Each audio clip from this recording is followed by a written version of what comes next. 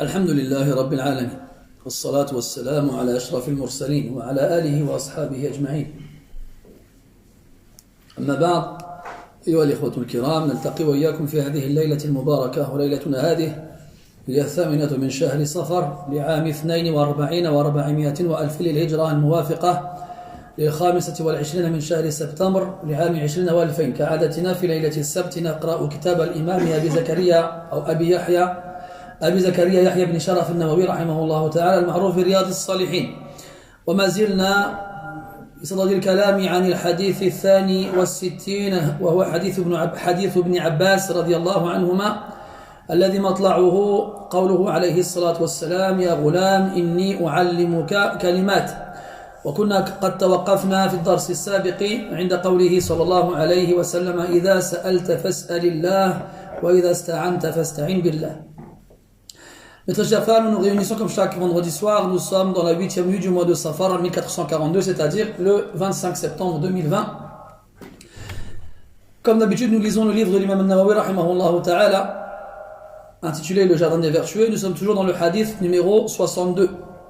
Le hadith de Abdullah ibn Abbas radiyallahu anhuma, qui a comme début la parole du prophète alayhi salatu wassalam, où il lui dit au jeune homme, jeune garçon: je vais t'apprendre quelques mots. Puis on s'était arrêté la semaine dernière lorsque le prophète a dit sallallahu alayhi wa sallam: idha sa'alta fas'alillah, lorsque tu demandes, demande à Allah. Wa idha sta'anta fasta'in billah, et lorsque tu as besoin de l'aide, d'une aide, alors demande celle d'Allah subhanahu wa ta'ala. وهذا الجزء الثاني من هذه الجملة أو من هاتين الجملتين هو عين قوله سبحانه وتعالى: إياك نعبد وإياك نستعين.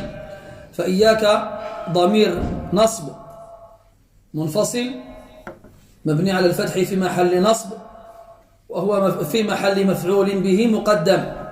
ونستعين فعل مضارع مرفوع لتجرده من النواصب والجوازم.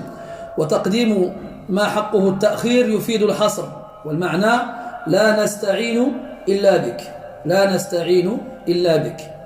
والاستعانة بالله عز وجل منها ما لا يليق إلا به سبحانه وتعالى ولا تجوز لغيره وتكون حينئذ شركا، ومنها ما هو جائز من أن يطلب الإنسان العون من مثله في شيء يقدر عليه. وينطبق على هذا الجزء ما ذكرناه في قوله عليه الصلاة والسلام: إذا سألت فاسأل الله وإذا سألت فاسأل الله.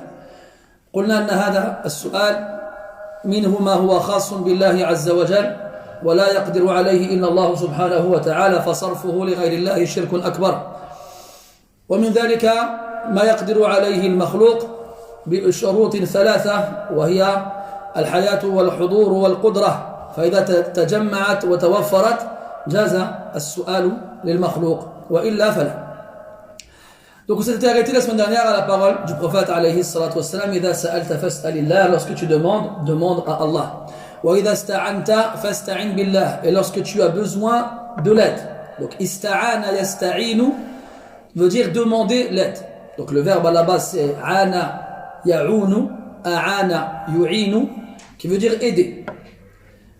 Et ista'ana, ça veut dire demander l'aide. Et généralement, les verbes de 6 lettres, qui ont comme première lettre le alif, le sin et le ta, je dis bien généralement, pas tout le temps, auront comme nuance supplémentaire du sens initial du verbe la demande de.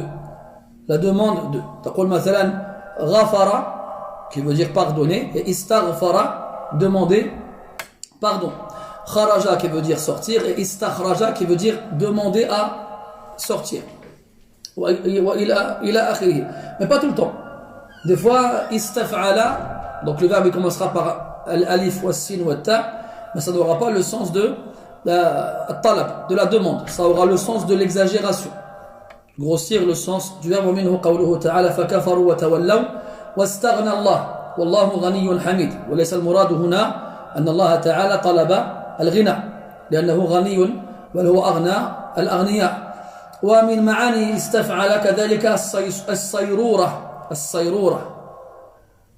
تقول مثلا استقبح الرجل أي صار قبيحا إلى غير ذلك. Bon, voilà, ça c'est des sens qu'on le donne aux différentes formes du verbe. Mais il faut savoir qu'à la base, le verbe, lorsqu'il répond à la forme de istaf'ala, donc on prend le verbe de 3 lettres à la base, fa'ala, comme ghafara, et on lui rajoute 3 lettres, le alif, le sin et le ta, ça fera istaghfara. Donc cette forme de verbe, en général, indiquera, en plus du sens de base, la demande du pardon. Ista'ala, donc demander, wa alaykoum salam, demander l'aide. Lorsque tu demandes l'aide, alors demande celle d'Allah.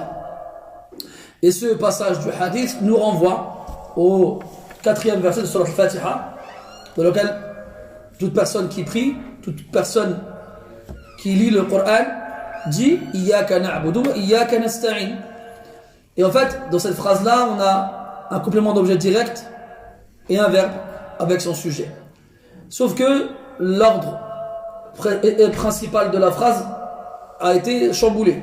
Normalement, on a le verbe, puis le sujet, puis le complément. Là, on a le complément, puis le verbe, puis le sujet. Iyyaka nasta'in. Donc, Iyyaka, c'est toi.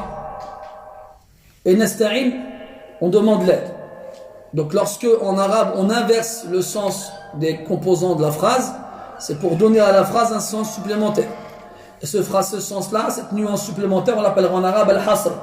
Al-hasr, en français, c'est l'exclusivité.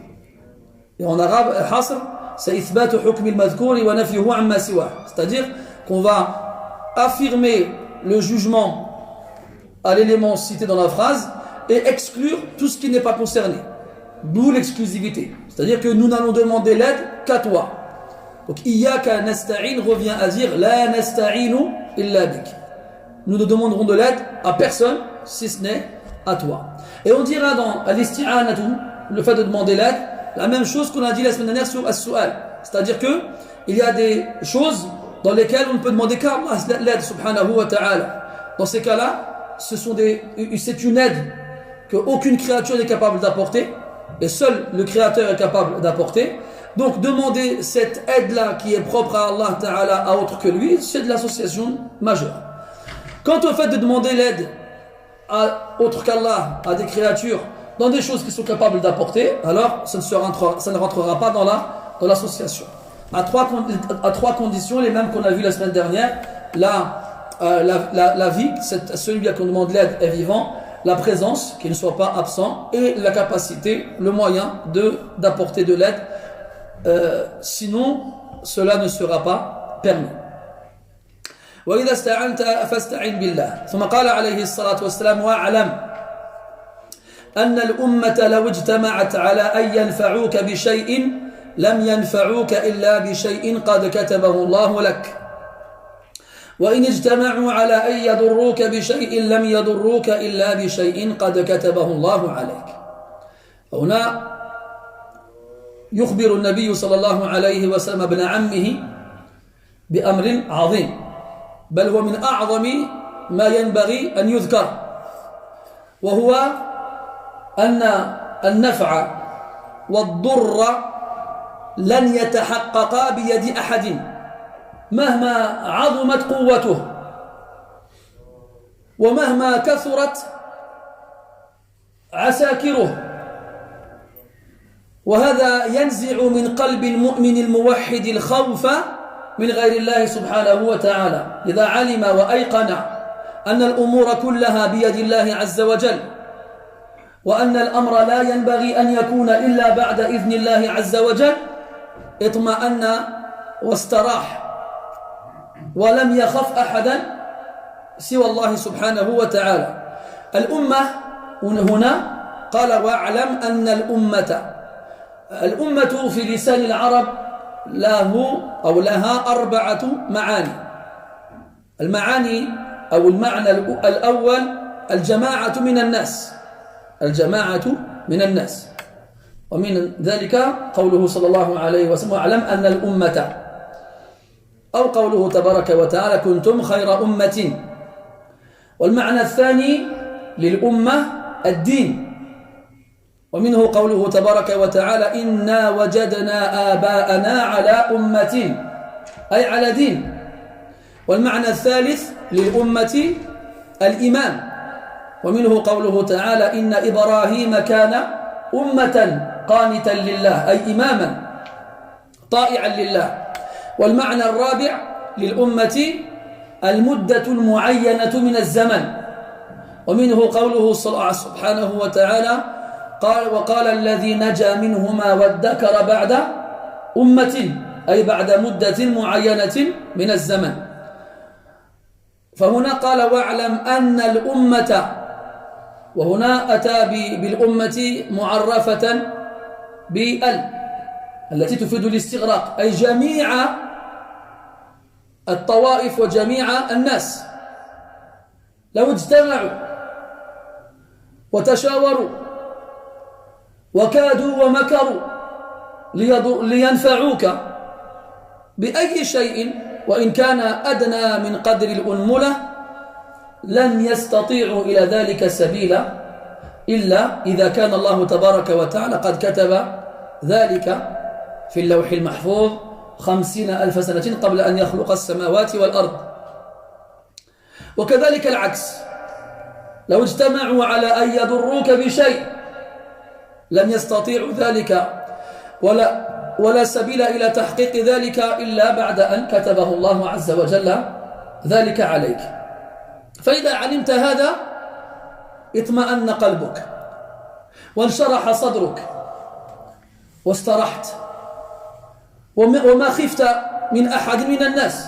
إذا جاءك رجل من أقوى الناس وجعل يهددك ويتوعد عليك ويقول سوف أفعل بك الأفاعيل وسوف أقتلك وسوف أفعل وأفعل، إذا علمت أن الله عز وجل لم يكتب عليك شيئا من ذلك علمت أنه لن يصل إليك أبدا، علمت أنه لن يصل إليك. ولك في القرآن أعظم عبرة وأكبر درس في قصص الأنبياء، منهم لوط عليه السلام إذ قال لضيوفه لو أن لي بكم قوة أو آوي إلى، أو قال لقومه عندما أرادوا النيل على ضيوف لوط قال لو أن لي بكم قوة أو آوي إلى ركن شديد، فقالت الملائكة قالوا يا لوط إنا رسل ربك لن يصلوا إليك، لن يصلوا إليك، قد كتب الله عز وجل نجاتك، وقد كتب الله عز وجل عليهم الخسران والخيبة. هكذا كان قبل خلق كل شيء في اللوح المحفوظ. فأنت إذا خفت شيئا أو همك شيئا أو غمك شيء أو همك شيء أو غمك شيء فلا تضع نفسك في الأشياء والناس والأسباب، لكن سل نفسك هل كتب الله عز وجل ذلك في اللوح المحفوظ. يروى أن سفيان الثوري رحمه الله تعالى كان يكثر من البكاء حتى رحمه الناس، فقيل له يا أبا عبد الله ما هذا البكاء كله، أهو الخوف من الذنوب؟ فأخذ سفيان قبضة من التراب ثم رفع يده وترك ما بقبضته وقال الذنوب عندي أهون من هذا، ولكن أخشى أن أكون في كتاب الله من الأشقياء، أن أكون قد كتب علي في اللوح المحفوظ أن أكون من الأشقياء.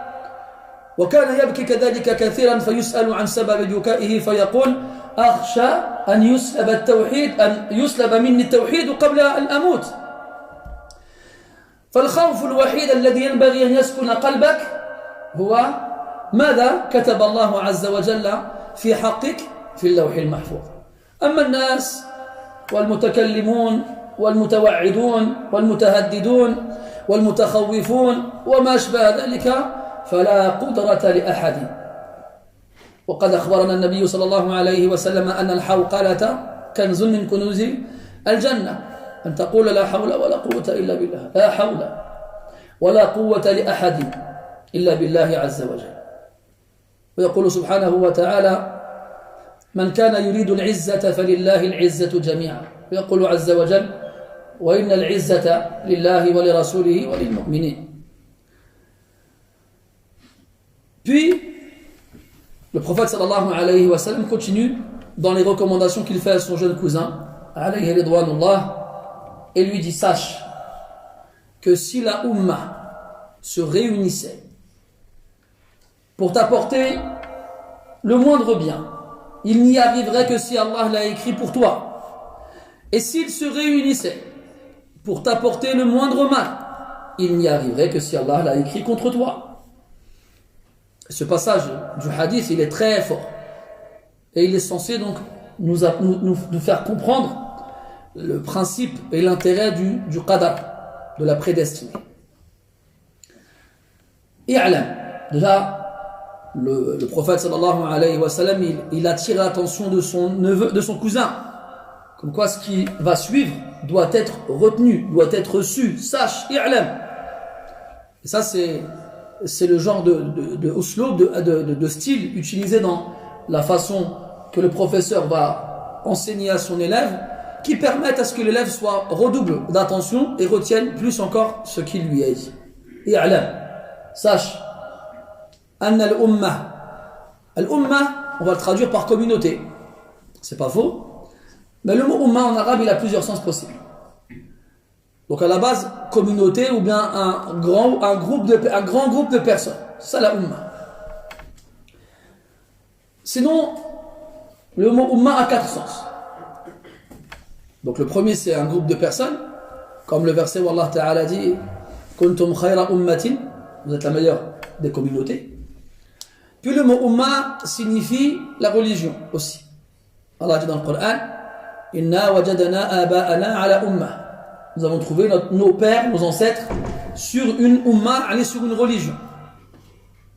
Et le mot ummah signifie aussi al-imam, le guide, celui qui doit être suivi. Allah Ta'ala dit, en parlant d'Ibrahim alayhi salam, inna Ibrahim kana ummatan qanitan lillahi hanifa. Certes, Ibrahim était un guide, un imam, obéissant envers Allah Azza wa Jalla. Et enfin, le mot ummah signifie aussi un laps de temps, une durée déterminée ou indéterminée, courte ou longue de temps. Et Allah l'utilise dans ce sens-là dans le Coran, dans Surat Yusuf, après que l'épisode de la prison, après que les deux co-détenus de Yusuf alayhi salam, un s'est fait exécuter et l'autre a été libéré et est devenu un des domestiques du roi. Donc après que le roi ait fait le rêve des 7 vaches et des 7 épis, il a demandé à ses ministres qui pourraient lui interpréter son rêve. Personne n'a pu le faire. Et là, vu qu'il est là en train de servir les gens, il entend le rêve et il se souvient de Yusuf. Donc Allah Ta'ala a dit وَقَالَ الَّذِي نَجَى مِنْهُمَا, et celui d'entre eux qui a été sauvé parmi eux dit وَادَّكَرَ بَعْدَ أُمَّةٍ, et il s'est souvenu subitement بَعْدَ أُمَّةٍ, après un certain temps. Après un certain temps. Ça pour que tu saches que si tu connais le sens du mot umma à la base, c'est un mot qu'on entend beaucoup. C'est pas à chaque fois que tu vas lire le Coran, tu vas tomber sur umma, tu vas comprendre communauté. Là, ça ne veut pas toujours dire communauté.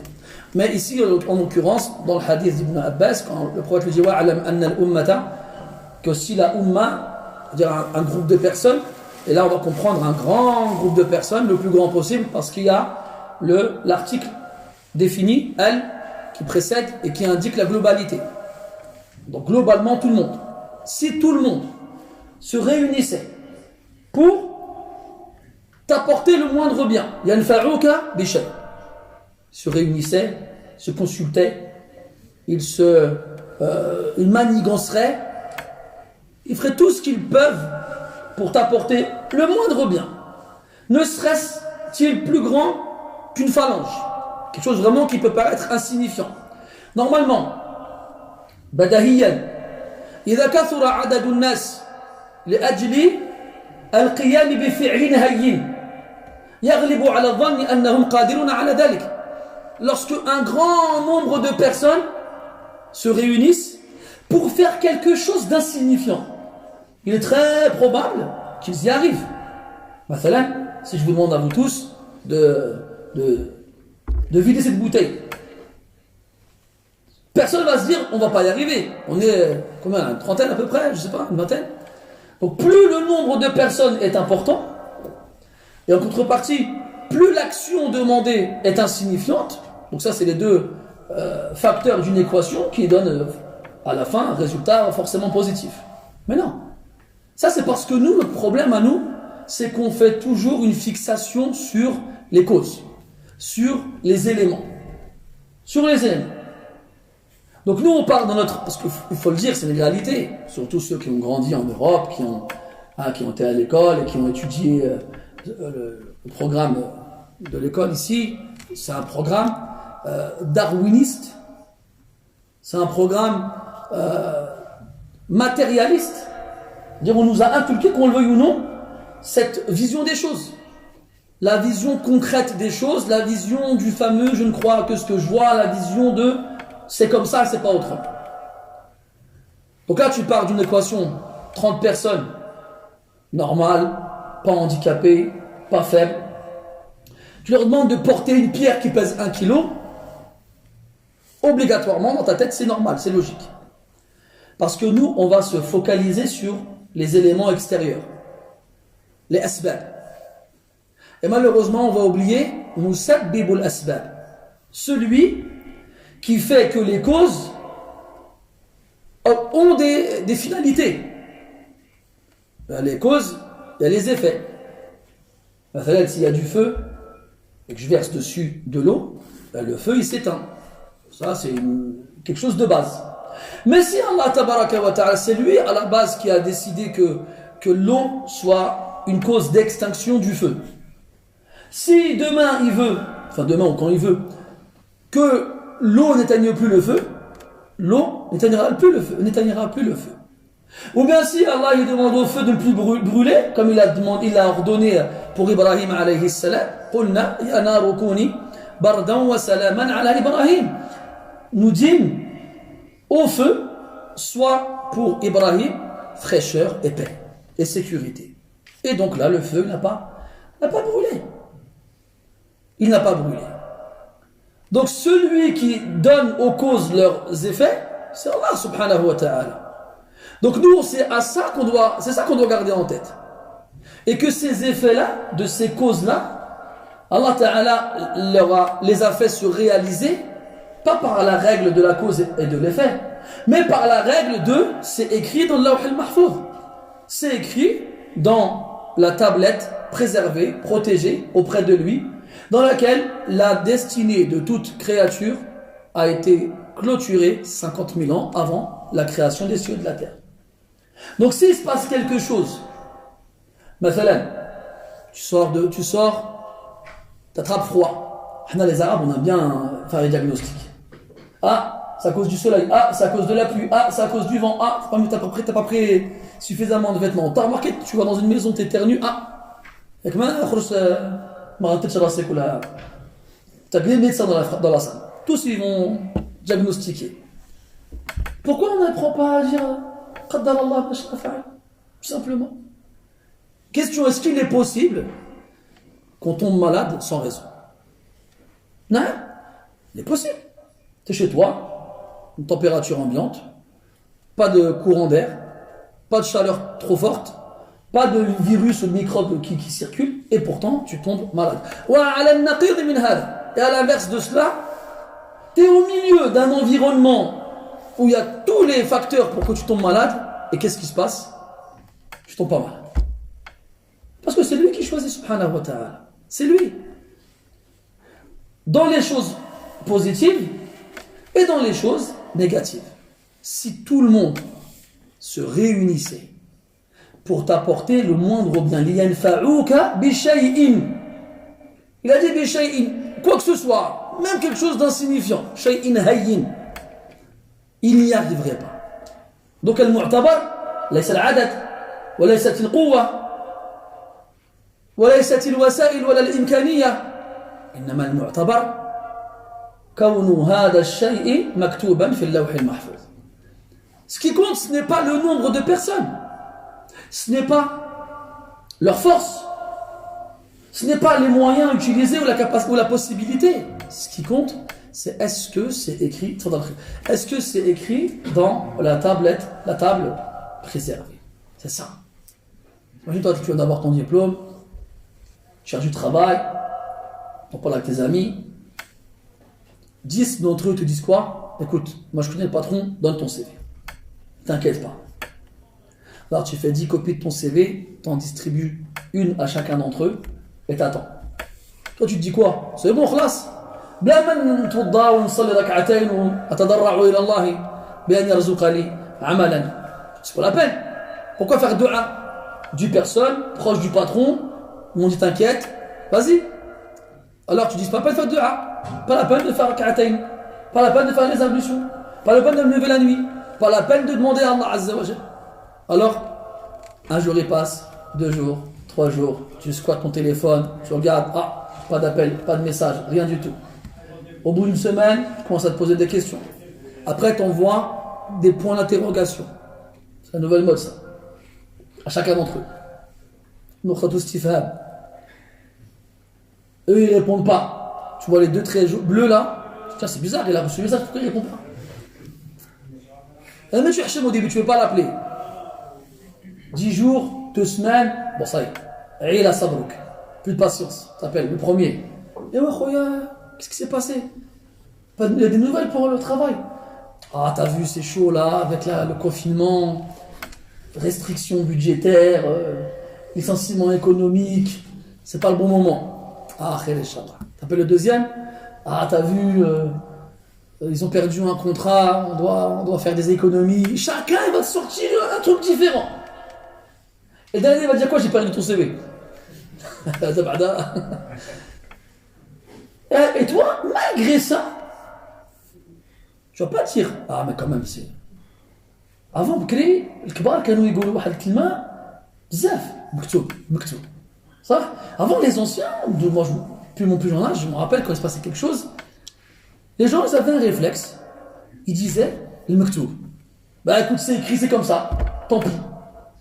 Des gens qui ne se sont pas assis dans les mosquées, qui n'ont pas étudié, mais ils avaient une aqida, des fois elle était safia par rapport à beaucoup d'entre nous.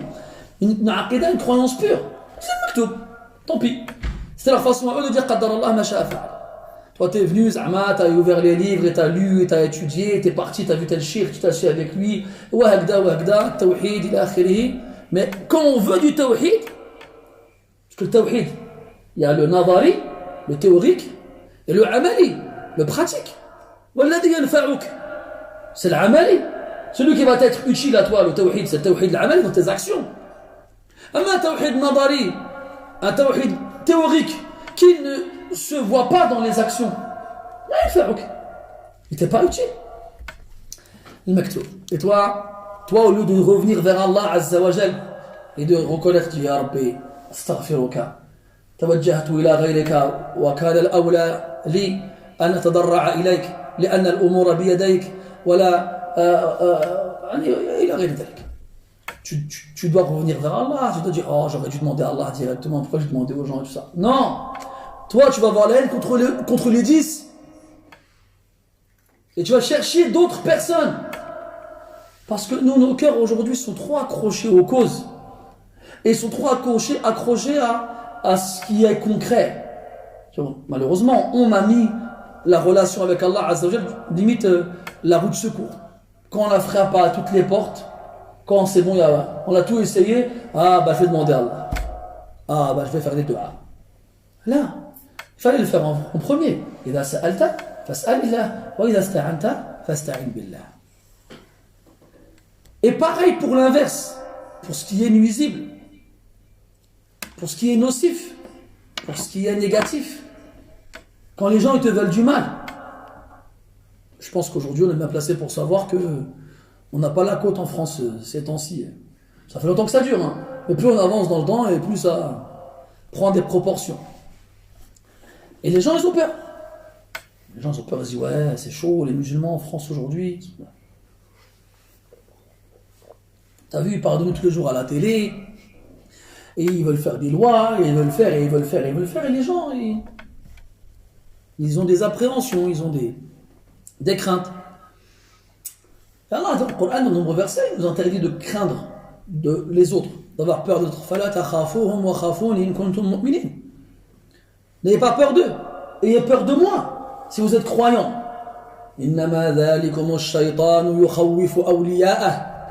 فلا تخافوهم وخافوني إن كنتم مؤمنين. Dans ce verset, il y a un taqdir. المقصود إنما الشيطان يخوفكم بأوليائه. هذا هو المقصود. Le diable cherche à vous effrayer à l'aide de ses alliés. إنما الشيطان وإنما ذلكم الشيطان يخوفكم أولياءه أو يخوفكم يعني المعنى المقدر بأوليائه. C'est le maqsoud parce que ça vient juste après le verset où Abu Sufyan il leur a dit إن الناس قد جمعوا لكم إن الناس قد جمعوا لكم إيش فاخشوهم فزادهم إيمانا. بارك الله فيك. Après la bataille de Uhud, Abu Sufyan il revient et il dit au prophète aux musulmans, les gens se sont réunis contre vous. Craignez-les. Eux, au lieu d'avoir peur, qu'est-ce qu'ils ont eu? فزادهم إيمانا. C'est comme aujourd'hui. On nous dit إن الناس قد جمعوا لكم فاخشوهم. Et nous فخشيناهم. وضعف إيماننا. Hein? Nous, on nous a dit tout le monde est contre vous. C'est le cas. Et au lieu d'avoir la foi qui augmente comme les Sahaba, c'était le cas pour eux, radiyallahu anhum, eh ben nous, malheureusement, c'est l'inverse. Pourquoi nous, notre foi n'augmente pas? Parce que, on regarde, on dit attends, ils sont beaucoup, puis ils sont puissants, puis ils ont, et puis ils ont, et puis ils ont. Ils peuvent faire des choses. Alors, comme on est sur un principe de concret, sur un principe de réel, alors on a peur. On a peur. Mais Allah a dit فَلَا تَخَافُوهُمْ وَخَافُونِ إِن كُنتُم مُؤْمِنِينَ. N'ayez pas peur d'eux, mais ayez peur de moi. Parce qu'ils peuvent être autant qu'ils veulent. Ils peuvent être aussi forts qu'ils le veulent. Ils ne pourront rien faire si Allah n'a pas voulu. C'est ce qu'il dit dans la qissa de Jalut wa Talut dans le Baqarah. كم من فئة قليلة غلبت فئة كثيرة بإذن الله والله مع الصابرين. Combien de petits groupes l'ont emporté sur des grands groupes? Et le Coran aussi il nous rappelle ça énormément. C'est ce que Moussa et son peuple quand ils ont fui l'Égypte, comment Allah a anéanti Pharaon? Est-ce que Moussa et son peuple ils ont fait la guerre contre Pharaon? Là, Allah il a envoyé un autre de ses soldats, la mer, qui s'est occupé de les engloutir an bakrati aba'i, sans en laisser un seul. Merde. Et Allah dit dans le Coran وَمَا يَعْلَمُ جُنُودَ رَبِّكَ إِلَّا هُ. Toi tu peux dire ouais regarde, aujourd'hui qu'est-ce qu'on peut faire? On peut rien faire, on est divisé, on est éparpillé, on n'a pas d'unité, on n'a pas de force, on n'a pas de moyens, on n'a rien. Tout ça c'est vrai, ça. Et après on en va avec nous. من كان الله معه فلا ينبغي أن يخاف أحدا. Celui qui a Allah avec lui ne doit pas craindre qui que ce soit. Il ne doit pas craindre qui que ce soit. Il y a des chouyours qui nous racontent des histoires qui ont eu il n'y a pas très longtemps de ça.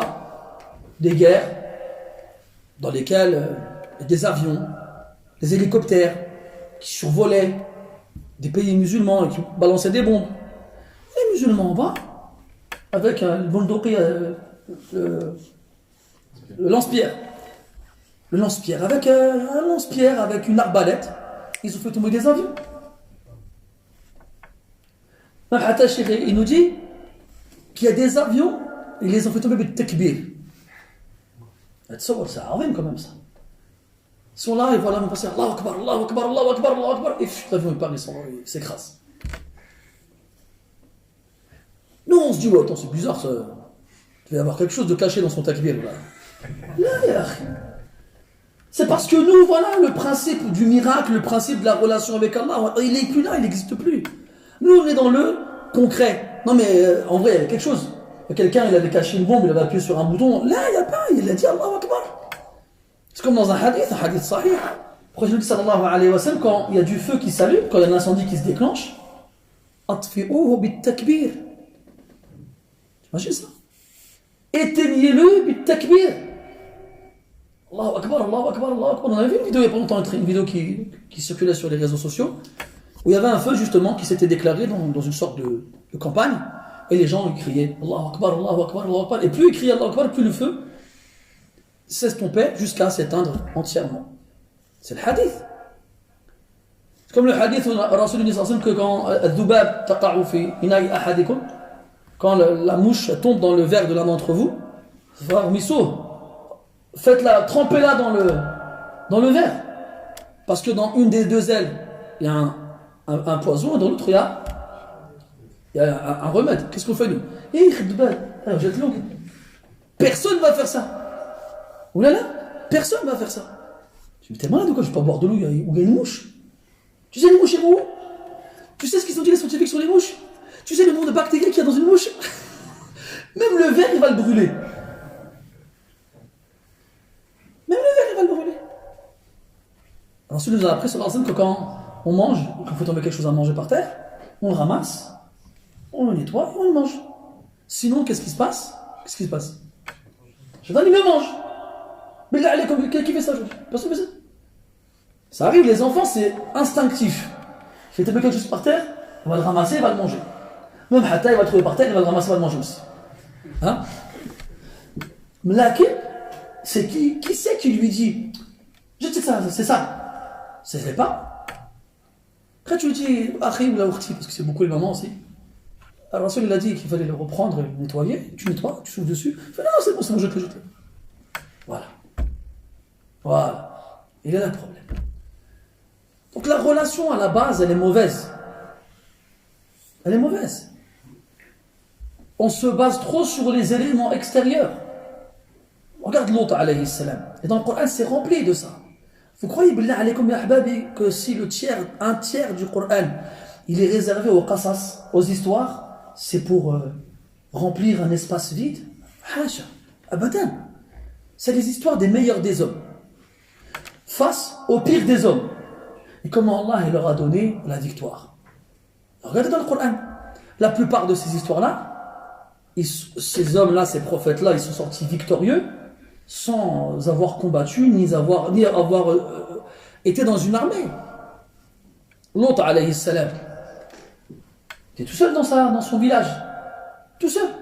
Sa femme, ses filles, et un peuple entier de pervers.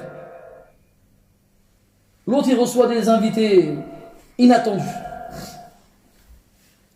La femme de l'autre, elle sort discrètement et elle va dire aux hommes du peuple, mon mari, il a reçu des invités. Des beaux hommes en plus.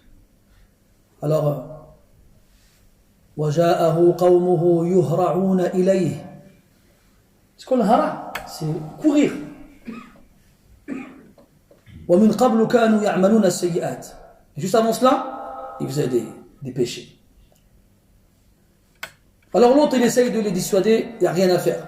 Tu parles à des sourds. صُمٌّ بُكْمٌ عُمْيٌ فَهُمْ لَا يَعْقِلُونَ. إِنَّ شَرَّ الدَّوَابِّ عِنْدَ اللَّهِ الصُّمُّ الْبُكْمُ الَّذِينَ لَا يَعْقِلُونَ.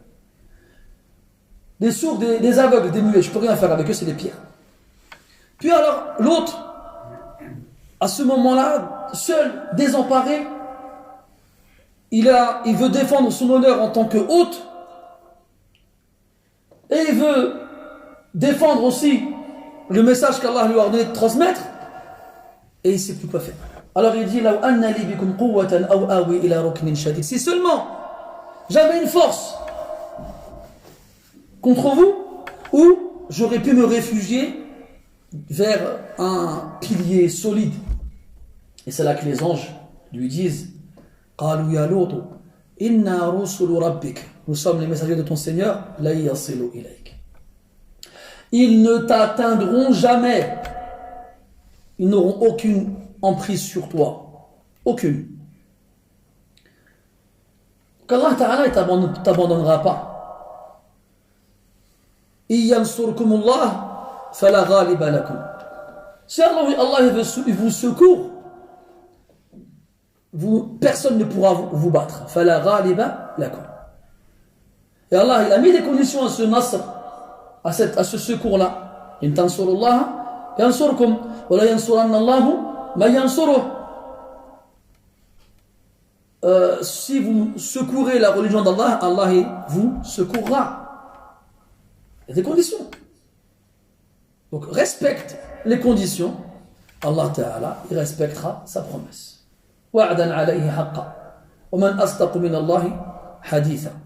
C'est une promesse véridique de la part d'Allah. Qui est plus véridique qu'Allah. Donc il ne faut pas s'arrêter sur les éléments extérieurs. Là. Il faut toujours garder en tête que si Allah il ne l'a pas écrit, ça n'arrivera jamais. Quelles que soient les causes, quel que soit le nombre de personnes, quelle que soit leur force, ils n'y arriveront jamais. Absolument jamais. Ne pas se dire, ouais, mais nous, on est comme ci, on est comme ça. Là. Al-Mu'tabar, ce qui compte, c'est qu'est-ce qu'Allah il a écrit dans l'Awh al-Mahfouz. Et les salafs, ils avaient pris conscience, ils avaient conscience de ça. Eux, ils craignaient ce qu'Allah avait écrit les concernant, fil lawh al-mahfouz. C'est ça qui les empêchait de dormir. تصور نفسك أنك تعيش طيلة حياتك مسلما تصلي وتصوم وتجتنب المحرمات لكن كتب الله عز وجل في اللوح المحفوظ أن تصير من الضالين قبل دنو أجلك فتموت على عمل أهل النار فتدخلوها والعياذ بالله. Imagine-toi, toute ta vie tu vis des croyants, tu es musulman, tu pries, tu jeûnes. Mais Allah il a écrit dans Al-Lawh al-Mahfouz que tu allais faire partie des égarés et mourir sur les actions des gens de l'enfer. Et donc, y entrer. Hadith ma'rouf, hadith ibn Mas'ud radiyallahu anhu, inna ahadakum la ya'malu bi'amali ahli al-jannati fi riwayatin fima yabdu lin-nas hatta ma yakuna baynaha illa dhira' fayasbiqu alayhi al-kitab fayadkhulu fiha fay'amalu bi'amali ahli an-nar fayadkhuluha. Ila tamam al-hadith, hadith ibn Mas'ud radiyallahu anhu. L'un d'entre vous accomplit des actions des gens du paradis. Dans une version du hadith, dans ce qui est visible aux gens. Ça c'est un qaïd, la budda min dhikrihi. Qaïd fi ghayat al-ahamiyya. Ça c'est un détail qu'il est très important de préciser. Celui qui vit salih, mukhlis, sadiq, qui est vertueux, qui est véridique, et qui fait ce qu'il fait pour Allah Azza wa Jal, la yakhadiluhu Allah Azza wa Jal. Allah ne va pas l'abandonner. قال ابن كثير رحمه الله تعالى لقد أجرى الكريم وعادته بكرمه أن من عاش على شيء مات عليه ومن مات على شيء بعث عليه. Faut pas que tu te dises ça peut me tomber dessus à n'importe quel moment. Mais il faut que tu saches qu'Allah Ta'ala il est noble et il est généreux et que son habitude dans ses créatures c'est que celui qui vit sur un état mourra sur celui-ci, pardon. Et que celui qui meurt sur un état sera ressuscité dessus. Mais si tu vois toi, autour de toi, tu entends quelqu'un, ouais, il est là à la mosquée, mashallah, il faisait la prière, kada. Après tu apprends, une mauvaise fin de cette personne-là. Très des gens qui ne comprennent pas l'asrar. Moi, tu as vu... C'est jamais ce qui peut arriver. Hein. Ça peut arriver à n'importe qui. C'est pas faux. Laquelle, si ça arrive à ce genre de personnes, les dasisatin makhfiyatin fi suwayda'i al-fu'ad la yaraha ahadun min an-nas lakinnaha jaliyatun ala rabbi an-nas wa li ajliha kataba ala sahibiha ash-shaqa fi ad-darain. Des fois, c'est un secret perfide qui est caché dans les profondeurs du cœur, que les gens ne voient pas. C'est ça dans le hadith, il a dit Fima yabdu linnas, dans ce qui est visible aux gens. Mais Allah tabaraka wa ta'ala le voit clairement, ce secret perfide qui cache dans son cœur, et c'est à cause de lui, de ce secret-là, qu'Allah ta'ala il a décrété pour lui le malheur éternel. D'où l'importance de tazkiyatun nafs, d'où l'importance de la purification de l'âme et la purification du cœur et le travail qu'on doit faire sur son propre cœur pour ne pas justement avoir ce genre de surprise. Yawma tubla as-sara'ir, le jour où les péchés, le jour où les secrets seront dévoilés. Wa innamal a'malu bil khawatim. Et les actes ne valent qu'en fonction de la façon dont ils ont été clôturés et achevés. En gros, comment tu clôtureras ta vie, sur quel type d'action tu clôtureras ta vie, ça déterminera ce qui viendra après. Ça déterminera ce qui viendra après. Ala kulli hal, Sufyan al-Thawri rahmatullah alayhi, il pleurait énormément. Les gens s'inquiétaient pour lui. Pourquoi pleures-tu? Est-ce que c'est à cause des péchés? Puis ils disent non. Puis il prenait une poignée de sable comme ça et il a laissé tomber entre ses doigts. Il disait les péchés, c'est pas plus grave que ça. Il dit mais j'ai peur d'être inscrit auprès d'Allah parmi les ashqiya, les malheureux. Vous savez, tout ce que je fais là, ça ne me sera pas utile parce que Allah m'a écrit dans Al-Lawh al-Mahfouz min al-ashqiya, parmi les malheureux. Et dans une autre anecdote qu'on lui attribue, pareil, il pleurait énormément. On dit pourquoi pleures-tu? Il a dit j'ai peur qu'on me retire, qu'on me prive du tawhid avant de mourir. Imam Ahmed rahmatullah alayhi kana mustalqiyan ala firashihi yahtadir فيغمى عليه مرة ويفيق أخرى وبجنبه أحد أبنائه وفجأة أفاق أبوه وهو يقول لا بعد لا بعد لا بعد ثم يغمى عليه مجددا وبعد قليل إذا بأبيه قد أفاق فسأله ابنه يا أبتاه لقد قلت كلاما ما فهمته فسأله أبوه عن ذلك الكلام فقال وما هو؟ قال أفقت مفزعا وتقول لا بعد لا بعد. فقال تمثل لي الشيطان على جنب السرير وهو يقول لقد أفلت مني يا أحمد لقد نجوت مني يا أحمد ويقول لا بعد وأقول لا بعد يعني ليس بعد مازال لا بعد وهو يحتضر وهو يلفظ نفسه الأخير وهو يسلم النفس إلى باريها ويقول مثل هذا الكلام مخافة أن يموت وقد أمن مكر الله والله تعالى يقول فلا يأمن مكر الله إلا القوم الخاسرون. On raconte l'imam Ahmad rahmatullah alayhi était sur son lit de mort, en train d'agoniser, de souffrir. Il perdait connaissance et se réveillait de temps en temps. Et à côté de lui, un de ses fils qui veillait à son chevet. À un moment, l'imam Ahmad il se réveille effrayé en criant pas encore, pas encore. Et à nouveau, il s'évanouit. Le fils, il assiste à la scène, il ne comprend pas ce qui se passe. Alors, plus tard, son père, il reprend connaissance et là, il reste conscient. Et là, son fils en profite pour lui poser la question. Il dit, mon père, tout à l'heure, tu t'es réveillé, effrayé, en criant, pas encore, pas encore. J'ai pas compris pourquoi tu as dit ça. Qu'est-ce que tu voulais dire? Il a répondu, ouais, le diable m'est apparu à côté du lit. Et il me disait, oh Ahmed, ça y est, tu m'as échappé. Ah, c'est bon, hein? Tu m'as glissé entre les doigts. Tu es sauvé. Et moi, je lui répondais, non, pas encore. Pas encore. Il est toujours vivant.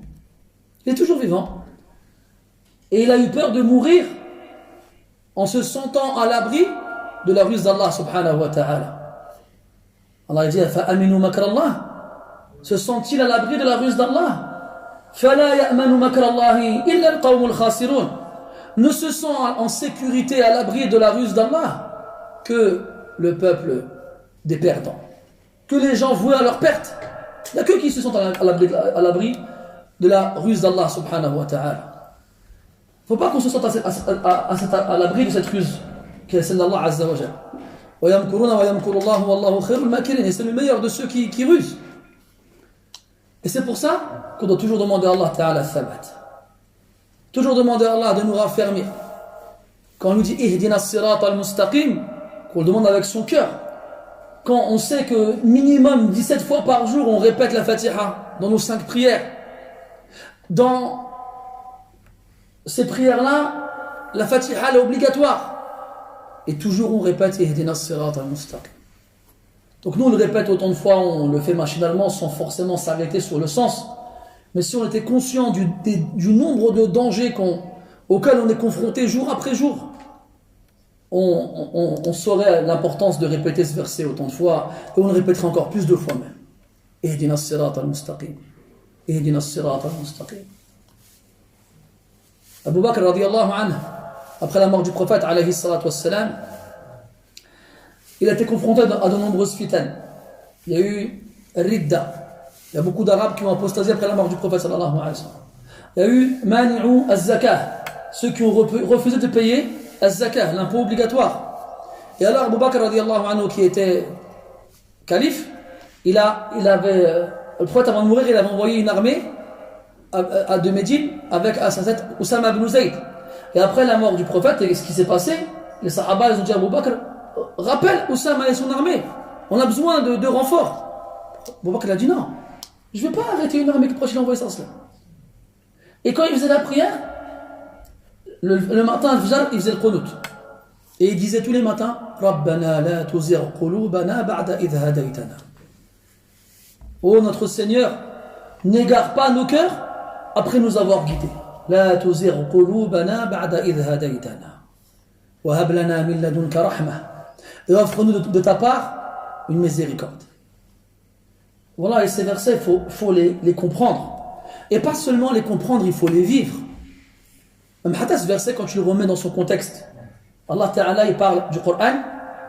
Dans le Coran, il y a le muhkam wal mutashabih, ayatun muhkamat wa ukharu mutashabihat.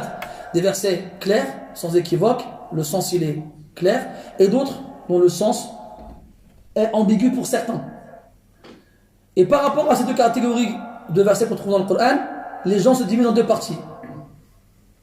Ceux qui ont dans le cœur zayr, alladhina fi qulubihim zayrun, ceux qui ont dans le cœur une déviance, ils vont chercher de ces versets équivoques des sens qui leur correspondent à eux, qui les arrangent à eux, auxquels ils vont donner le sens qui leur plaît eux.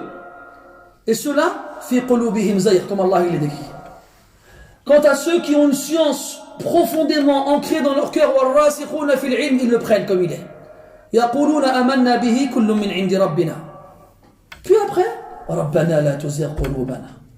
C'est-à-dire que malgré la science profondément enracinée dans ton cœur, qui te permet d'accepter les versets dont le sens n'est pas connu à 100% et de te soumettre à son contenu, malgré ça, tu ne vas pas dire, c'est bon, moi j'ai la foi, moi je crois aux ces versets, je ne cherche pas les problèmes, je suis guidé. La tuzigh qulubana ba'da idh hadaytana.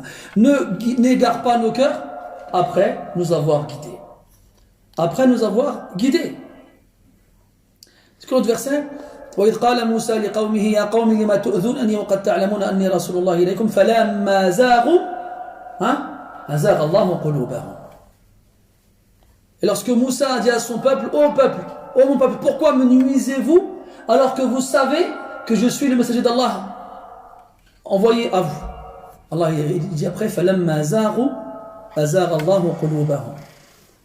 Lorsqu'ils s'égarèrent, qu'ils dévièrent, Allah dévia leur cœur. Ça va ensemble. Pour que tu comprennes qu'Allah Ta'ala, il ne t'attend pas au tournant après une vie de piété et de droiture et d'obéissance pour qu'à la fin, sans aucune raison, il t'égare et pour que ça aille en enfer. Là, yadlimu rabbuka ahada. Ton Seigneur, il est injuste envers personne. Il n'est injuste envers personne. أبدا إن الذين قالوا ربنا الله ثم استقاموا تتنزل عليهم الملائكة. Ceux qui ont dit notre Seigneur est Allah, puis sont restés droits sur cette parole-là toute leur vie. ما جزاؤهم, quelle sera leur rétribution le jour de leur mort? تتنزل عليهم الملائكة. Les anges descendront sur eux. Qu'est-ce qu'ils leur diront? ألا تخافوا ولا تحزنوا. N'ayez pas peur, ne soyez pas tristes. وأبشروا بالجنة التي كنتم توعدون. Et réjouissez-vous de ce paradis qu'on vous a tant promis. Donc il n'y a pas de traîtrise possible. Il n'y a pas de trahison. Si tu es droit, alors tu mériteras de mourir dans la droiture. Allah dit subhanahu wa ta'ala fariqan hada wa fariqan haqqa alayhim ad-dalala. Une partie il les a guidés et une partie il méritait l'égarement. Il méritait l'égarement. Ala kulli hal rabbuka أعظم العظماء وأقوى الأقوياء وأغنى الأغنياء وهو معك إن الله مع الذين اتقوا والذين هم محسنون إن الله مع الصابرين. Et il est avec toi, le plus grandiose des grandioses, le plus majestueux des majestueux, le plus riche des riches. Tout ce que, si je te disais là demain, je vais t'envoyer une équipe de gardes du corps, ils font tous 2,50 m, ils soulèvent tous 200 kilos à la salle, ils courent pendant 3 heures sans suer ni avoir le rythme cardiaque qui accélère. Ils ont fait 100 combats de boxe en poids lourd avec aucune défaite. Et les 10, c'est moi je les paye pour qu'ils te protègent. Comment tu vas sortir le lendemain avec les 10 là? Tu vas marcher comme... Ça y est. Et c'est toi qui vas regarder les autres de haut. Même si t'es petit comme 3 pommes. 10 personnes comme toi. Subhanallah, on ne compare pas à cela. Parce qu'il n'y a aucune comparaison possible. Allah tabaraka wa ta'ala, idha arada shay'an qala lahu kun fayakun. Quand Allah il veut une chose, il dit, il n'a qu'à dire soit et c'est. Et nous, on sait ces choses-là. Théoriquement, on le sait. Théoriquement. Vous savez, on nous a appris à dire Bismillah alladhi la yadurru ma'a ismihi shay'un fil ardi wa la fis sama wa huwa as-sami'ul 'alim. Le matin et le soir. Quand on regarde chez les salafs, cette parole-là, il la disait très souvent. Et ce qui se passait, c'est que la yadurruhum shay'un fi hada al-yawm. Aucun mal ne les touchait ce jour-là. حتى يقول أحدهم أو يقول أحدهم أنه كانت له جارية لدغت بعد أن قالت هذا الذكر فلم تشعر بشيء رغم أن العقرب قد لدغها. Les gens avant ils disaient ça بقلب خاشع, avec un cœur concentré, et il ne leur arrivait aucun mal. Il y en a un qui raconte, il avait une jeune esclave. Après avoir dit cela, elle s'est fait piquer par un scorpion. Elle n'a rien senti. Elle n'a rien senti. Toi, tu dis quoi? Je vais mettre du bégon. J'ai acheté une pommade à la pharmacie contre les moustiques. Je vais acheter une tente Décathlon avec une moustiquaire intégrée. Je vais mettre des cadenas dans les... Totale sécurité. Et par contre, les adhkar et les du'a, ma ta'rafsh. ما تعرفش. أنا لقيت رجلا قبل 20 سنة, avant 20 ans, une vingtaine d'années, j'ai rencontré un homme et il était parti au Yémen. Et il me racontait une chose, il me dit, subhanallah, la nuit là-bas, on prenait une pierre et on traçait un cercle autour de l'frash où on allait dormir. Et en traçant le trait, on disait A'udhu bi kalimatillahi tammati min sharri ma khalaq. 3 fois. Il le répétait 3 fois, puis il dormait. Là-bas, c'est pas des lampadaires, la clim ou la wal, al-khadra ou al-ghabra. Tu as le sol comme matelas et le ciel comme couverture. Il me disait, le matin, déjà, quand on se réveillait et qu'on commençait à distinguer un peu autour de nous, on trouvait des scorpions, des serpents et d'autres bêtes autour du cercle, et pas un seul y rentrait à l'intérieur. Pas un seul. Mais nous, ça... Oh, Hachib, subhanallah. Oh, il a pris une photo. Parce qu'on n'y pense pas. Pourtant, on le sait. Mais qui le fait? Souvent, il y a des gens, ils viennent me voir, ils me disent, ouais, je fais des cauchemars la nuit, j'arrive plus à respirer, j'ai l'impression qu'il y a quelqu'un dans la pièce avec moi. Moi, la première question que je lui pose, c'est, est-ce que tu dors avec les ablutions? Il y en a, ils disent oui. Ils disent non, t'as vu, j'arrive pas. D'accord. Est-ce que tu l'es avec le kursi? Ils disent oui. Ils disent non, t'as vu, j'arrive pas. Et même ceux qui le disent, des fois, il leur arrive des choses comme ça aussi. Parce que l'i'tiqad fi hadhihi al-adhkar غير جازم. يحتاج إلى تقوية. Parce que la croyance qu'ils ont dans ces formules, elle n'est pas encore ferme. Elle nécessite un renforcement.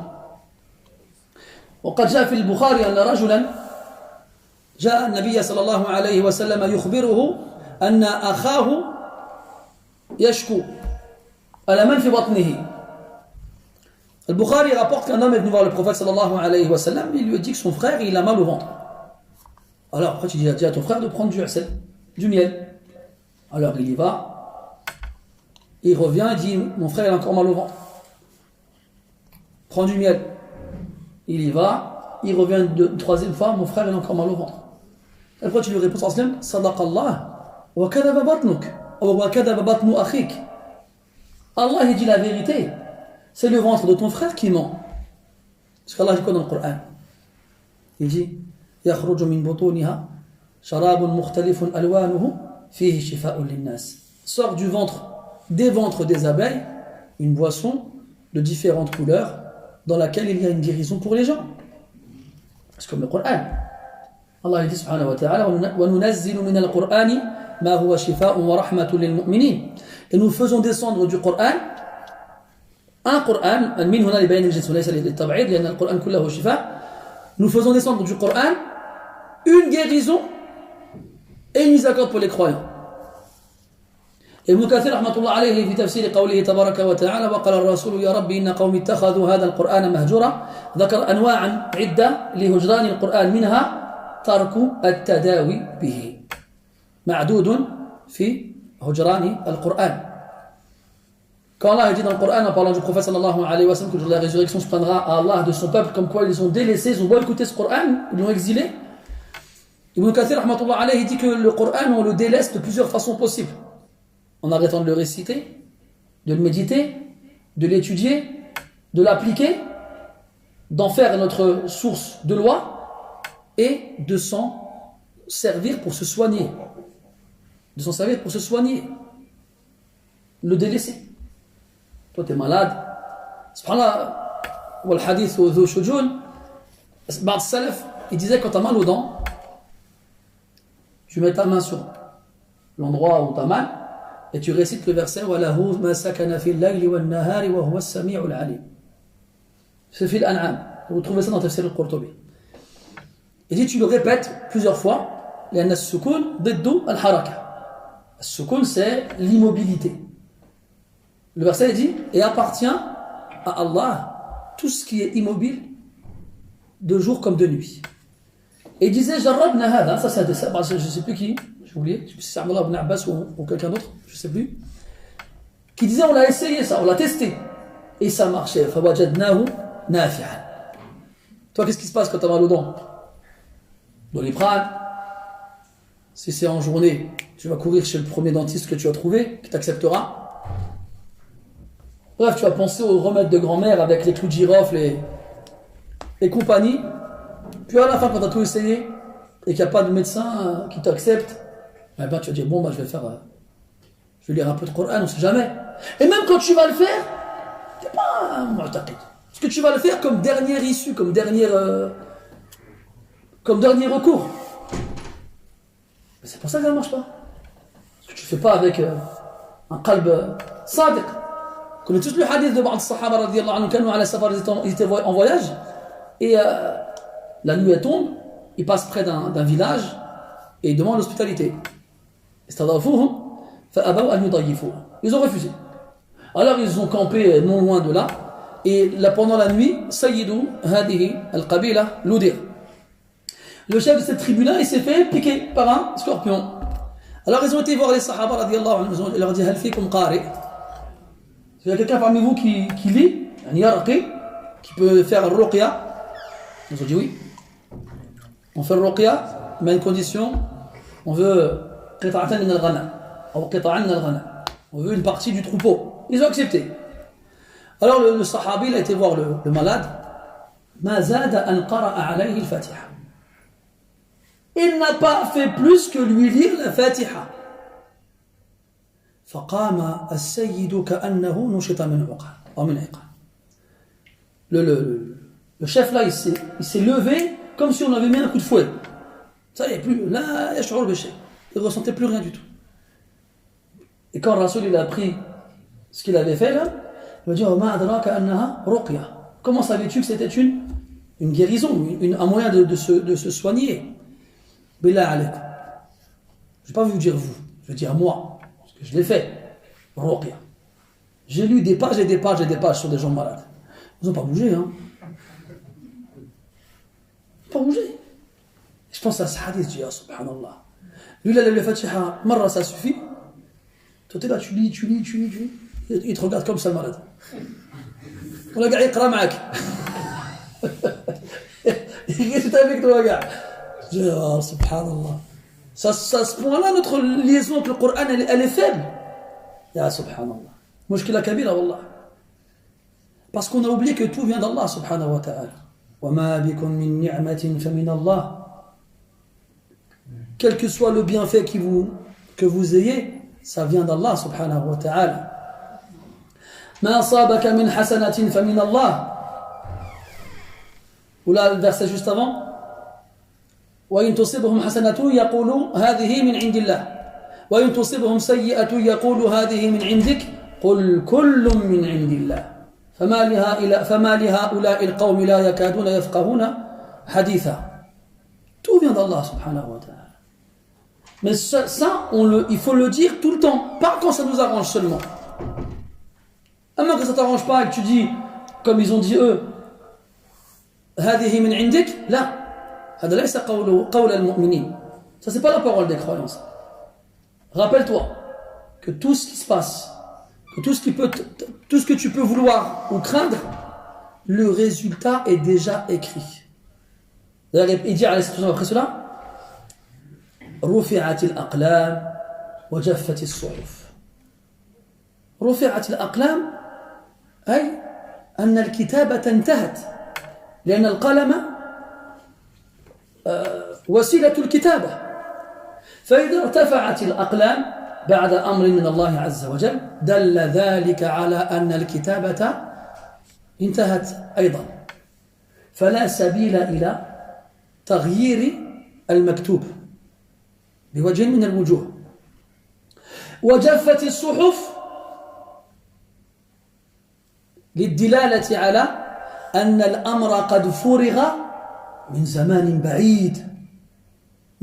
بعيد لا سبيل إلى تغيير المكتوب وقد فرغ الأمر قبل دهور وعصور. فلماذا تتعب نفسك؟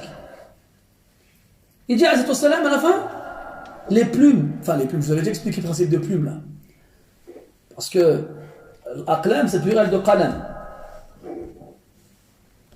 Le qalam on traduit ça en français par la plume, parce qu'au Moyen-Âge, tu sais les gens avec leur perruque blanche là, quand ils voulaient écrire, qu'est-ce qu'ils faisaient? Ils prenaient une plume d'oie et puis ils écrivaient avec.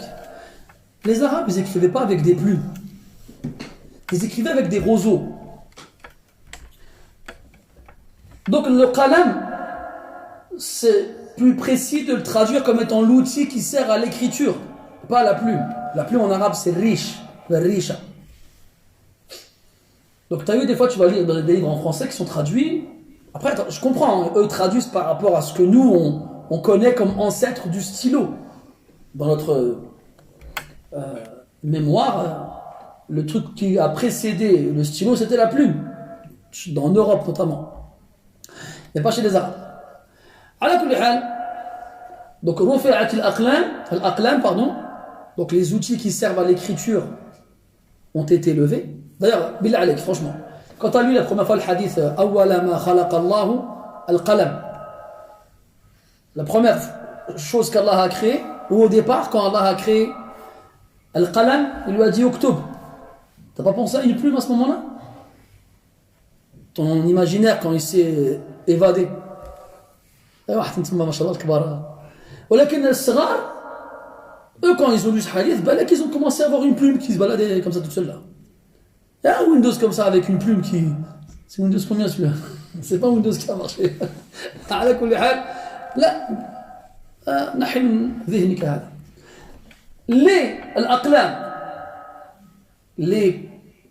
Donc les outils à l'écriture sont levés, ce qui veut dire qu'il n'y a plus d'écriture. C'est fini. Après, les ulama, quand ils parlent de al-kitaba, ils disent qu'il y a plusieurs kitaba, il y a plusieurs écritures. Ibn Abi al-Izz al-Hanafi, rahmatullah alayhi, dans Sharh al-Tahawiyya, il développe cela. Il dit que la première écriture, c'est celle qui a eu lieu في اللوح المحفوظ. وهذه لا تتغير ولا تتبدل. Et celle-ci ne change pas. Jamais. Puis il y en a une autre qui a lieu tous les ans, في ليلة القدر. قال الله عز وجل فيها يفرق كل أمر حكيم. Dans cette nuit-là, toute décision sage est dispersée. Cette écriture-là, elle a lieu tous les ans, dans la nuit du destin. Puis, il y a l'écriture qui a lieu fil arham, lorsque nous sommes dans les ventres de nos mères. لما يبعث الله عز وجل إلى الأجنة ملكا فيؤمر بكتب 4 كلمات. Lorsqu'Allah il envoie un ange dans les matrices et il lui ordonne d'écrire 4 choses.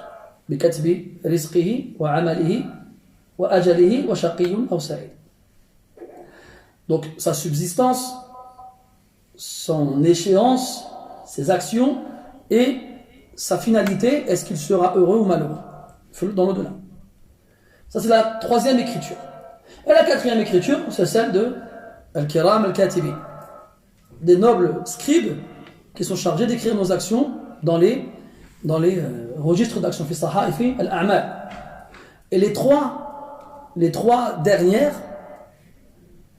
types d'écriture, يقع فيها التبديل والتغيير. أما الأول فلا يتغير فيه شيء. Quant au premier, rien ne change dedans. Rien ne change dedans. Et quand on a ce taqsim, quand on a cette distinction des différentes écritures, tattafiqu an-nusus. Là, tous les textes, ils se complètent. Comme dans le hadith, man ahabba an yubsata lahu fi rizqihi wa an yunsa'a lahu fi ajalihi falyasil rahimah.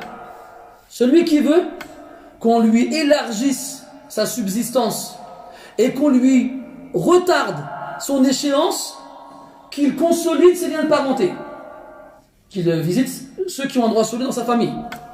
Alors qu'on a dit tout à l'heure que al-rizq ou al-ajal, c'est écrit, c'est ikhlas, la subsistance et l'échéance. C'est écrit. Le hadith-là, il dit celui qui veut qu'on lui rajoute dans la subsistance et qu'on lui allonge dans l'échéance. En fait, ce rajout, il aura lieu dans l'écriture qui a lieu dans le ventre de la mère. Ou bien dans Laylat al-Qadr. Mais pas dans la première. Pas dans la première écriture, l'écriture initiale. Donc il faut toujours se dire que si en apparence on a l'impression que les textes ne coïncident pas, هذا لنقص في العلم والإدراك والفهم. فيجب علينا أن نتهم عقولنا لا نتهم النص. Donc si on a l'impression qu'il y a des incohérences ou des contradictions entre les textes, c'est dû à un manque de compréhension, un manque de science, un manque de distinction. Ce n'est pas dû au texte. Parce qu'Allah il a dit dans le Coran que si le Coran venait d'autre qu'Allah, ils y auraient trouvé beaucoup d'incohérences. Donc lorsqu'on a l'impression qu'il y a une incohérence, le premier réflexe qu'on doit avoir, c'est d'accuser notre compréhension et notre intelligence. Pas d'accuser le texte. Pas d'accuser le texte. Les pages sont sèches. C'est que ce qui a été écrit dans ces pages de Lawh al-Mahfouz est sec. Ça veut dire quoi? Que ça fait longtemps que c'est fini. Ça fait longtemps que c'est fini. Et depuis que c'est fini, les outils qui servent à l'écriture sont levés et ne sont pas retournés. Et ils ne peuvent pas y retourner sans qu'Allah ne l'autorise. Et c'est lui qui dit subhanahu wa ta'ala Ma yubadilu al-qawlu laday wa ma ana bidhallamin lil 'abid. La parole ne change pas auprès de moi. Elle restera toujours la même, immuable, inaltérable. On ne peut pas la modifier ou la transformer ou la changer. Rufi'at al-aqlam wa jaffat as-suhuf. Donc toi on se rappelle que ce hadith-là il est dans Bab al-Muraqaba. لأن تعلم أن الله تبارك وتعالى يراك ويسمعك وعلمه محيط بكل شيء ولا يخفى عليه شيء من أمورنا. المراقبة c'est ça, c'est d'agir en gardant en tête qu'Allah Ta'ala, en sachant qu'Allah il nous voit, il nous entend et il sait ce qu'on fait. C'est ça le muraqaba. Pour toi, on dit le hadith d'Ibn Abbas radiallahu anhuma, et on apprend que quoi qu'on fasse, qu'on veuille faire du bien à autrui ou qu'on veuille lui faire du mal, si Allah ne l'a pas écrit avant, on n'y arrivera jamais. On n'y arrivera jamais. Tout comme on apprend notre faiblesse, notre da'af, notre naqs, notre imperfection. Et on sait que si on ne demande pas à Allah, ou qu'on ne cherche pas l'aide d'Allah, eh bien on n'obtiendra rien du tout. Donc il faut garder en tête cela. رواه الترمذي وقال حديث حسن صحيح وفي رواية غير الترمذي هي عند الإمام أحمد رحمة الله عليه وغيره قال احفظ الله تجده أمامك وهذا تفسير للرواية الأولى تجده تجاهك أي أمامك وقد سبق معنا قبل أيام تعرف إلى الله في الرخاء يعرفك في الشدة. كم بقي من الوقت؟ 10 minutes. Puis il y a une deuxième version du hadith, on va passer dessus rapidement. Fais-toi connaître auprès d'Allah dans l'aisance, il te connaîtra dans la difficulté. Ça c'est propre à l'être humain. Quand tout va bien, pas la peine de demander à Allah. Mais par contre quand tout va mal, Rabbi. Alors toi tu dois connaître Allah Azza wa Jal quand tout va bien. Comme ça quand tout ira mal, eh bien ça fait longtemps qu'on t'entend dans le ciel. Maintenant quand tout va bien, pas la peine de demander. Et quand tout va mal, je te rappelle qu'Allah Ta'ala il est là. Et ça Allah il fait référence beaucoup dans le Coran. فأما الإنسان إذا ما ابتلاه ربه فأكرمه ونعمه فيقول ربي أكرمن وهذا إذا ما ابتلاه فقدر عليه رزقه فيقول ربي أهانن. Quand tout va bien, ربي أكرمني. Allah il m'a fait honneur, je le mérite parce que je suis bien. Mais si par contre tout va mal, alors أهانني, il m'a humilié. Et d'autres versets qui vont dans ce sens-là. Donc خير عباد الله من يدعو ربه عز وجل ويعبده وإن لم يحتاج إلى شيء في الظاهر لأن العبد دائما محتاج إلى ربه سبحانه وتعالى. Nous on a l'impression qu'on doit invoquer Allah, qu'on a besoin de lui parce qu'on croit que le besoin d'Allah est lié au manque autour de nous. Mais c'est faux. On a toujours besoin d'Allah subhanahu wa ta'ala. Toujours. Même si tu as la santé, tu as de l'argent, tu as la sécurité, tu as la famille, il ne faut pas que tu te dises, bon c'est bon, j'ai besoin de rien. Alors je ne demande pas à Allah Ta'ala. Khata, kabir jiddan. C'est une énorme erreur de croire cela. Imaginez l'un d'entre nous, chez lui, dans son canapé, avec le chauffage, avec de quoi manger, avec la santé. Et de l'autre côté, quelqu'un qui était dans la mer sur son bateau, et son bateau il se retourne, et il coule. Et il est tout seul au milieu de l'océan, en pleine nuit. Il pleut, un orage, des éclairs. En dessous de lui, des litres et des litres d'eau et je ne sais combien de poissons de différentes tailles qui grouillent à proximité. Il voit rien, il ne sait pas s'il y a une terre à proximité ou s'il y a quelqu'un à proximité pour l'aider. Et il ne sait pas ce qu'il y a en dessous de lui, peut-être qu'un requin va venir et va l'avaler. C'est la question que je vous la pose. Lequel des deux a le plus besoin d'Allah? Les deux, ils ont besoin. Il n'y a aucun qui a besoin plus que l'autre. Les deux, ils ont autant besoin d'Allah Ta'ala l'un que l'autre. Quand tu te dis, c'est bon, je suis chez moi, tranquille, sur mon Dunlopilo, avec des chips et du soda, en train de regarder un match de foot, tout va bien. Pas besoin de Rabbi. Là, fahish wa kabir. C'est une énorme erreur que de croire ça. De croire que tu as besoin d'Allah quand tout va mal. Là, tu as toujours besoin d'Allah. Allah subhanahu wa ta'ala, ya ayyuhan nas, antumul fuqara'u ila Allah, wallahu huwal ghaniyyul hamid. C'est vous qui avez besoin d'Allah. Allah, lui, est à l'abri du besoin et il est digne de louange. تعرف إلى الله في الرخاء يعرفك في الشدة واعلم أن ما أخطأك لم يكن ليصيبك وما أصابك لم يكن ليخطئك. Et sache que ce qui t'a manqué ne pouvait pas t'atteindre et que ce qui t'a atteint ne pouvait pas te manquer. لكي لا تأسوا على ما فاتكم ولا تفرحوا بما آتاكم والله لا يحب كل مختال فخور. Ce que tu voulais et que qui t'a manqué, tu ne pouvais pas l'avoir. Et ce que tu redoutais et qui t'a touché, tu ne pouvais pas y échapper. C'est écrit et ça sera ainsi. Wallahu ya'lamu wa antum la ta'lamun. Et Allah il sait et vous ne savez pas. وعسى أن تكرهوا شيئا وهو خير لكم وعسى أن تحبوا شيئا وهو شر لكم. Et il est probable que vous détestiez une chose alors que c'est bien pour vous, comme il est probable que vous aimiez une chose et que c'est un mal pour vous. C'est Allah qui sait. واعلم أن النصر مع الصبر وأن الفرج مع الكرب وأن مع العسر يسرا.